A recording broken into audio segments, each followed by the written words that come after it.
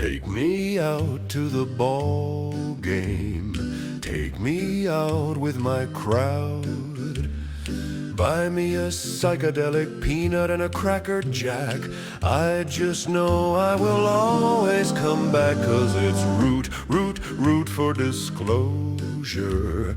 Without that we'll all be ashamed, 'cause it's 1, 2, 3 strikes, we're all out in the new ball game.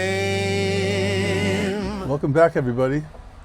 I'm really glad to be back here on a beautiful sunny day here in Southern California. When I know the rest of the country today on Divisional Football Sunday, everybody's freezing their tushes off most all over the country, and so it gives me the opportunity to stay right here, stay warm, have another sip of coffee, and enjoy the morning, and let you know that I just really appreciate the fact that we're doubling our numbers, it seems, every week, and it's just a great sign that what I'm doing is being received so well. And it's kind of humbling, to tell you the truth. But while we just keep punching away here and bring you really interesting information and the whole background for the context of the school that we plan to introduce in the next week or two, regarding all of the information of the books that I recommend to Steve Jobs and other topics of discussion, like, for example, today, I'm going to introduce you to the UFO All-Star team. Well, I grew up as a baseball player and 57-year season ticket holder with the Padres, and I was an all-star baseball player my whole life. So this last summer, when I watched the All-Star game on TV, I found it so entertaining, and I just decided, well, who are the UFO All-Stars anyway? I mean, like, with all this stuff coming out all the time with the congressional hearings and talking about disclosure, and then with the recent release of the Age of Disclosure, the documentary film, I just thought maybe it's perfect timing to do something where everybody loves baseball in this country and all over the world now. It's amazing how baseball has been all in Latin America. When I was living in Italy in the 80s, they had American baseball playing over there, and they really loved the game. And look at the greatest player in baseball now. He's from Japan, you know.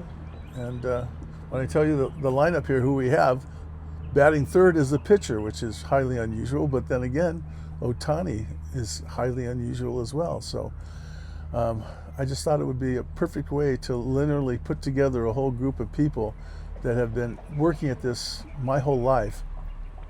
And I just find the writers and the producers of all these films, as well as the people who have really been involved from day one, from their experiences, to make up this team, I think you'll find highly entertaining. At least I hope so. Well, the manager of the team has to be Daniel Sheehan. He was the one guy that when I started listening to him and his varied background from day one, once he was hired by Jimmy Carter in 1976 to explore the UFO situation, because he was having a barbecue in Plains, Georgia with his friends, and a UFO was hanging out couple hundred yards away in the air, just checking them out. Like, really? Wow. So he called Daniel Sheehan to do some information research on this topic, and it was his first exposure. And he went to the head of the CIA, which was George W. Bush, and he said, above your pay grade, there's the door, pal, get out of here. So that was his first experience, and in that time he's been involved with John Mack, who's I have in the Hall of Fame later on we'll discuss, but he has been front row center with this and getting information leaked to the public about disclosure and how these entities have been on our planet forever. And now that he's testifying before Congress and doing the best he can to get the exposure of all this known to the public, he's the manager of the team. Well, leading off and playing second base is Jacques Vallée. He has been involved with everything from day one. He was part of Project Blue Book, and he was the first one that in the movie Close Encounters that Steven Spielberg used as his character in the movie. And he's been involved. He just put out a new one today on YouTube about the whole CIA involvement and the cover-up and what's next. And his point of view, I think, since he's written, I don't know how many books altogether, probably 30, 40. I'm not even sure. I've only read a couple of his books, but he's leading off, playing second base. Batting second is Gary Nolan, I won't call him my friend just yet, but hopefully in the near future, at the Soul Foundation at Stanford University. See, Gary was just minding his own business when the CIA said, we need your help. We've had 20 some odd people exposed to radiation from UFOs and they need physical help. And he couldn't believe what he was hearing, but he got involved probably 15 years ago. And in that time, he has, along with his counterpart, created the Soul Foundation. And they are well funded. They just had an international conference just north of Milan on Lake Como, and very well attended by all the Europeans. So I have Gary Nolan.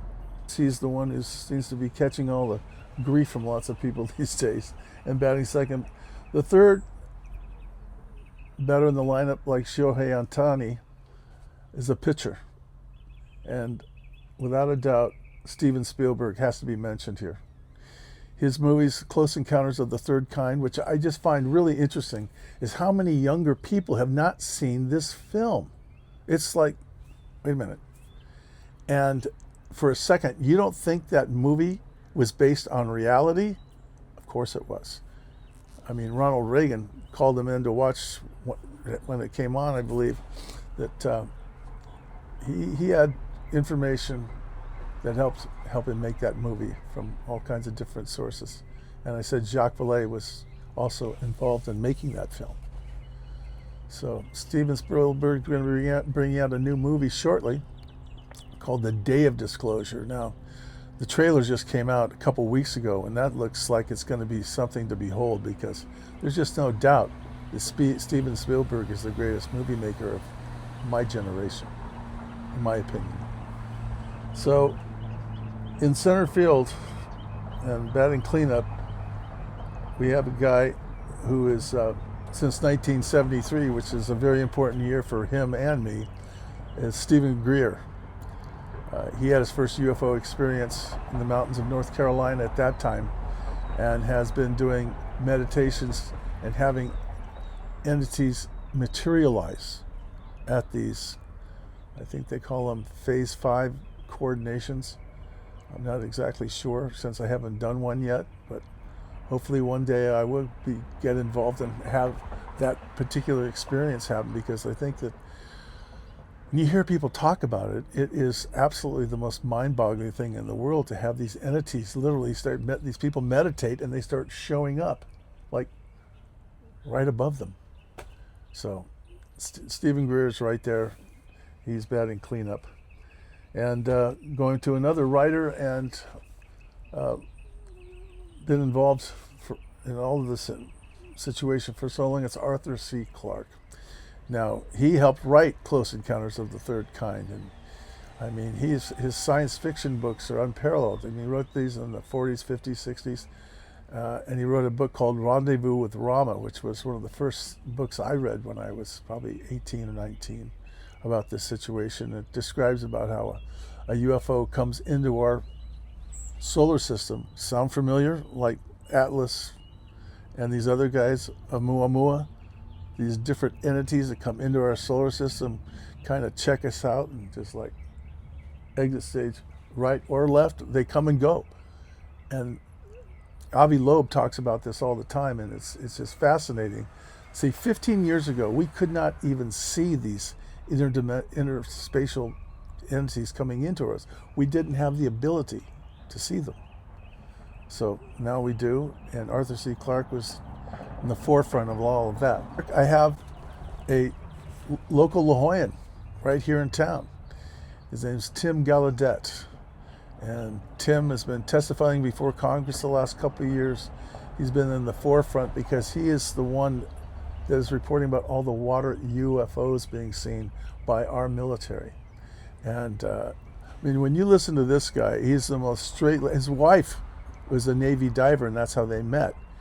And when you hear him talk about this phenomena and what he has been exposed to and what he believes and all the people seeing these UFOs traveling hundreds of miles an hour underwater. It really is an amazing topic, which he describes better than anybody, because he's been on the forefront, and he was the head of the Navy atmospheric conditions situation. And so look for Tim anytime. He is such a straight-laced guy, and I can't wait to get him here to talk up with me up here on the balcony one day, because he is local, and he works right here at the Scripps Institute, which is world famous for its oceanography. And then moving down the line here, after Tim, I've got Anna Pasulka. Now, she is I have listened to her interview 3 times. It was for 3 hours every time on Lex Friedman. And she is the most well-read, most educated person. I mean, I'm just astounded by this woman. And she had a father who was Roman Catholic and a Jewish mother. And at the age of 10, she decided that she wanted to study religion. Well, being who she was and how she has no ego, this woman is just the most straight shooter.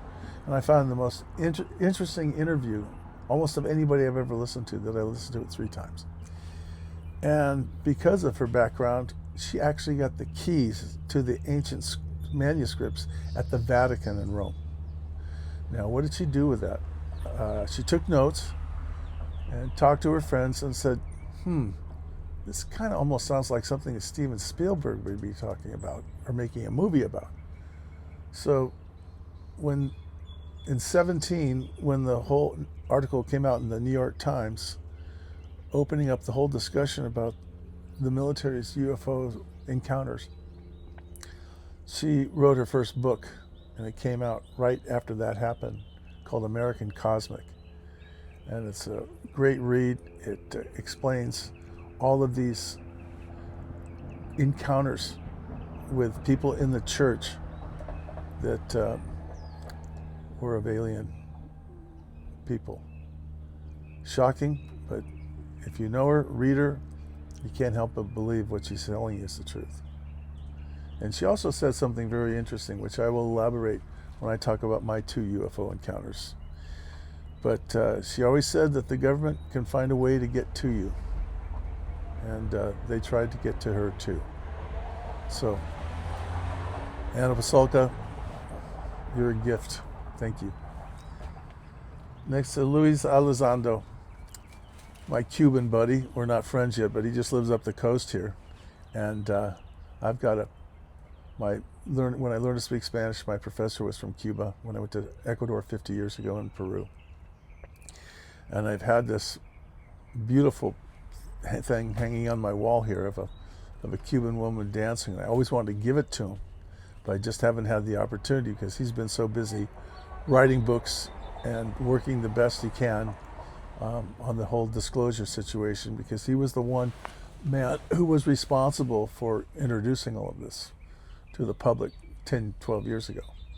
Anyway, he's a local guy. We'll hope to have him here up on stage one of these days too, since the local guys are accessible, I do believe. I sure hope so, so we'll see about him. And then the other female I have is playing right field is Linda Howe. Linda Moulton Howe.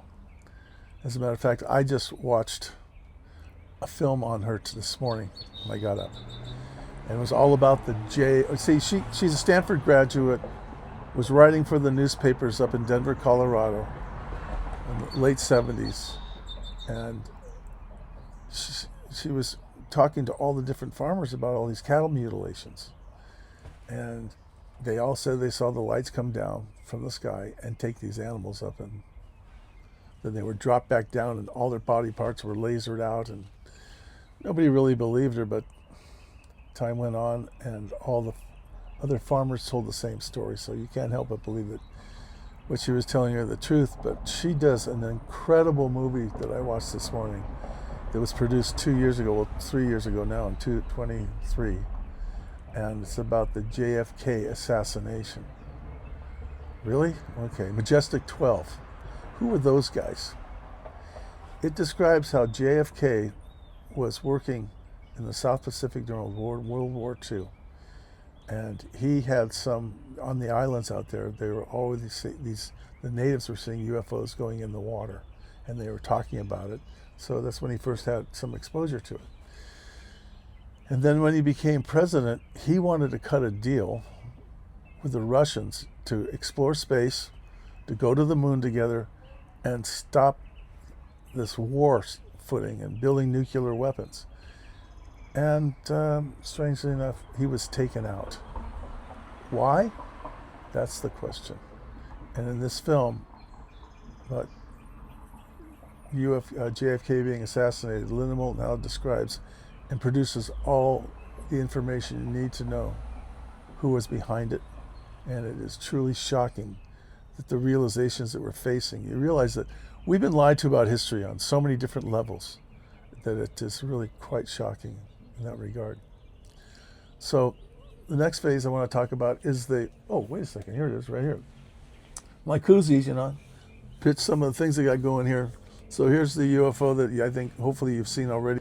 So anyway, time for a sip of this, catch my breath here. But I've got, when I made this thing up, the old Yankee Stadium, at the end of the games, people used to walk onto the field and walk to outside the back of the stadium. It was 440 feet away in center field. Like, not many people had home runs out there. I mean, that's a long way away. And they had plaques of all the people on the Hall of Fame out there. So now I'm going to tell you who I think are the people that need to be in the UFO Hall of Fame that are deceased, passed on, and no longer with us. And so as I take a sip to that wonderful drawing that I conceived up, and I've got these koozies that work out really well too. John Mack, who Harvard graduate and a friend of Daniel Sheehan's. John Mack was the first person to really get involved with interviewing abductees. And the fact is that after Whitley Strieber had talked about his abductions, when I first read his book in 1985-86, and I went, wow, this guy's telling the truth about his abductions up in northern New York. And John Mack started interviewing people in the 90s. And after 50 interviews with these people, he just said, they're all telling the same story. They don't know each other. There's something really going on here. And, this goes back all the way to Barney and Betty Hill in the 60s. The interracial couple that was abducted in New Hampshire, taken aboard a UFO. And they should be on the Hall of Fame because of what happened to them as well. But John Mack followed his instincts along with Daniel Sheehan's guidance, and he went down to the encounter that happened in Zimbabwe in 1994, north of South Africa, when a UFO landed on a playground with all the children. And that is well documented as fact. And John Mack in 2008 was run down and killed in London by somebody, okay? They put a hit out on him. And John Mack, he deserves every bit of acknowledgement he deserves to get because he was an amazing man and a pioneer. Stanton Friedman. The whole Roswell thing was completely forgotten about. And then he picked up the ball and ran with it. And he was the one that single-handedly brought back Roswell into the discussion and went and interviewed all the people that were involved in that 1947 incident in July of that year. And he really was responsible for keeping this whole topic alive and not suppressed by the government. And then Edgar Mitchell, who is an astronaut who described seeing UFOs in Germany after the Second World War. On patrol flights, he used to see them. And then when he went to space, he said that he had seen a UFO up there. And he was convinced that this was a reality that we needed to discuss. And he's on the record talking about it, while the other ones will not. And so Edgar Mitchell deserves a big hat off, even to the SIP Foundation. He gets one from me.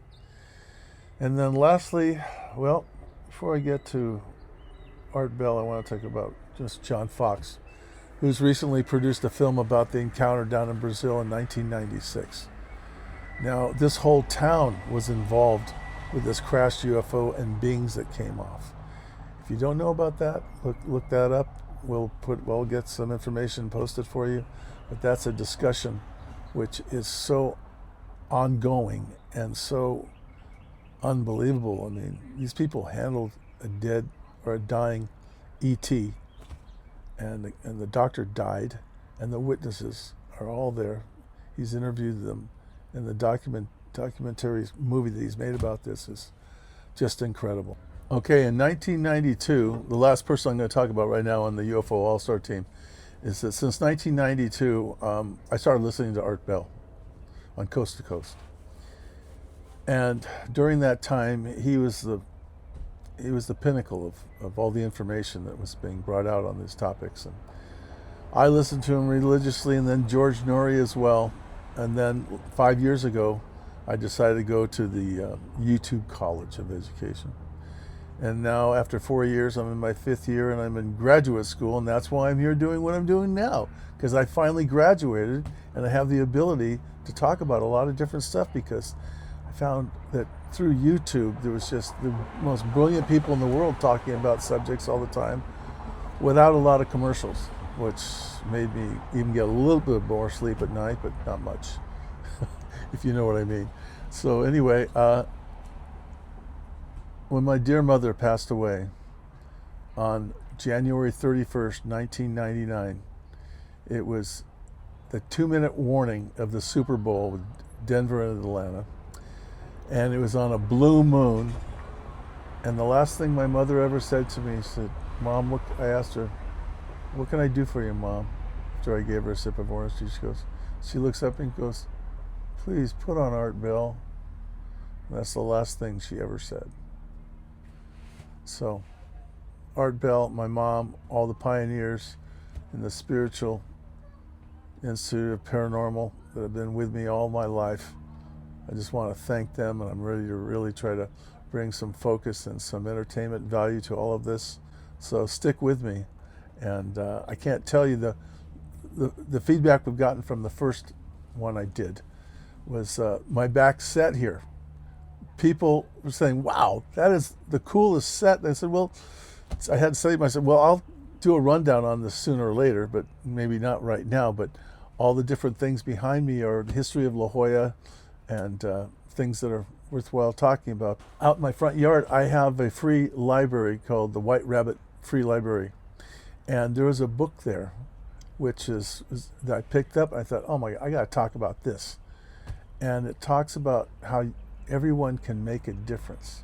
Now, the book has number 1 on the front of it. And it's just my left here.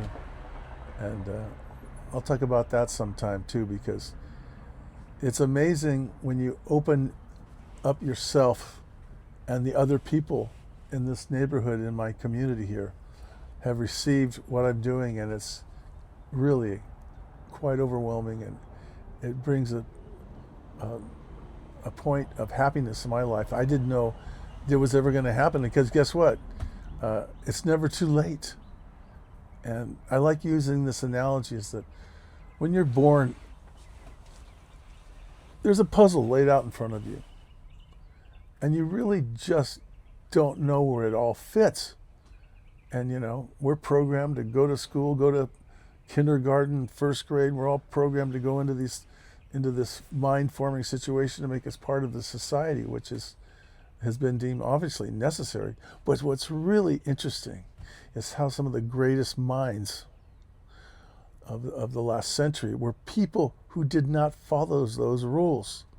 And if you listen to like music from Steely Dan, for example, you listen to the Caves of Altmira, you listen to these songs that are so relevant to, I mean, those guys were geniuses in that band, and I actually became friends with Walter Becker's wife. And I just think that we have just need to find a way to break through in our understanding, our self-consciousness, of all these people that have been outside the box. They've added so much to our understanding of who we are and where we're going that I just want to tip my hat to them too, because not everybody follows the same path. And the one guy that I'm going to talk about in my first description of my first book is Fred Hoyle. Now, Fred Hoyle was an Englishman raised not far from where my father was, and he dropped out of school when he was 3 years old. Really? How's that possible? Well, his mother taught him the times table on her knee when he was just a little boy, a tiny young man, not even 3 years old. Went to school one day and went, I'm out of here, exit stage left, I'm done. And look what he did in his life. But we're going to talk about him in the future. So I will definitely be back in touch again shortly. I forgot I was wearing my design of this baseball shirt here. This is this is my favorite thing I've designed yet, is this baseball shirt that I'm wearing. And it's just, there it is, outfield, center field with a UFO over the top. And there they are, going to go read the documents of the UFO All-Stars. And here's my koozie that goes right along with it. So it is baseball season. They're going to camp here pretty soon to start practicing. So go team, go. Whoever your team is. I like all baseball teams, basically. There's not anyone I really don't like, but my favorite team besides the Padres have always been the St. Louis Cardinals. And I'll tell that story at another time. Oh, here is as a matter of fact, is the front of this shirt, which we're going to be making some more of this in a sweater for women that looks great. This on the front and this on the back. Oh yeah, it's my girlfriend grabbed that one yesterday. She liked it so much. It's a sweater for women, and that one's really cool. Okay, here's another one. It's just a long sleeve baseball shirt with this guy on the front. I'd like to make it a little bit bigger. It's a bit small. And then the original logo on the back, which is really pretty, as you can see. Shirt I wore the other day with the logo on the front, the navy blue. We've got a bunch of hats coming. This is the one that says La Jolla on the front, the navy blue one. Goes with this one. On the side, it's got the SD logo I designed 30 years ago. And there it is, the chalice. Because don't forget, all great minds drink alike. And also, this is my latest one I met, the Astral Dragon. Okay? Red, black are going to be our major colors most of the time, but what can you say about a dragon? And that's what's really interesting, is that in every language all over the world, the word dragon exists. Now, why is that?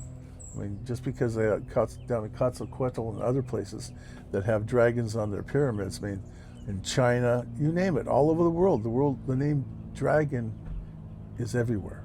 So, do some more research on that. Well, after 57 years of being a season ticket holder for the Padres, I'm going to date back about 15 years. And when the Padres were the worst team in the league, and they put out teams after 2010 that were so pathetic, it was hard to even watch them. And then, as I'm sitting there watching this fiasco, the local Chula Vista Little League team had the greatest team of all time. They hit the most home runs in the history of Little League. And it got me to thinking about the magic bat. This bat, the true story of this is it was used in La Jolla in 1960. And it got La Jolla to the one game before they got to Williamsport. And when I was playing Little League 5 years later, I got to use this bat on the All-Star team. The other guys on the Kiwanis baseball team, they all had over 10 home runs. There were 4 or 5 guys on their team, and they all used the same bat. So when I got to use it in All-Stars, the ball went 20 feet farther. It was just amazing. It was only a size 30, too, a smaller bat.